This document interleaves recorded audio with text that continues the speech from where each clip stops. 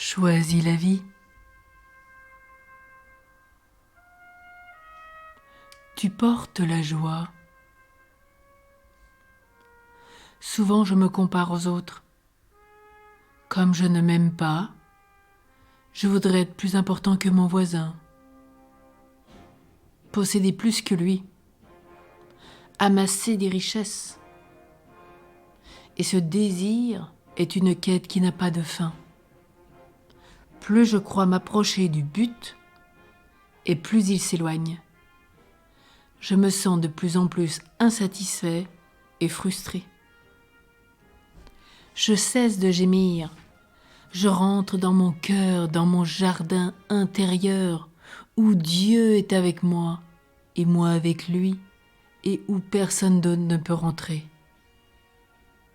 C'est là que je trouverai mon trésor, que je trouverai la délivrance. Comme dans cette musique « Délivre-nous du prince d'Égypte » que nous écoutons ce matin. Oui, c'est bien le peuple qui dit « Délivre-nous, délivre-nous ». Oui, délivre-nous de la chair, du monde, du démon. Quand je suis ému par les plus beaux paysages ou quand je vis les instants les plus heureux de ma vie, je touche mon immensité intérieure. Le temps est suspendu, le présent est infini. Si la beauté sous toutes ses formes peut me faire vivre la joie, il est une autre façon de la faire naître. Chaque fois que je fais un sourire, un geste vers quelqu'un, alors que je n'en ai aucune envie, ou que je me sens sans force, je puise au plus profond de mon être. Je donne à mon prochain par ce sourire tout ce que j'ai. À son tour, il m'offre tout ce qu'il a de meilleur en lui. Par son regard, par une parole, il accueille mon cadeau comme j'accueille le sien, et chacun de nous repart plus riche de la joie de l'autre. Comme Saint Christophe, je porte le Christ. Comme le chameau et sa réserve d'eau qui lui permet de traverser les déserts, moi aussi, je suis porteur de la vie éternelle.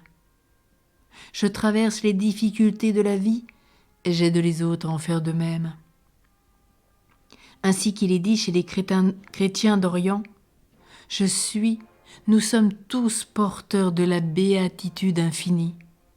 Nous sommes des passeurs, des messagers de la bonne nouvelle.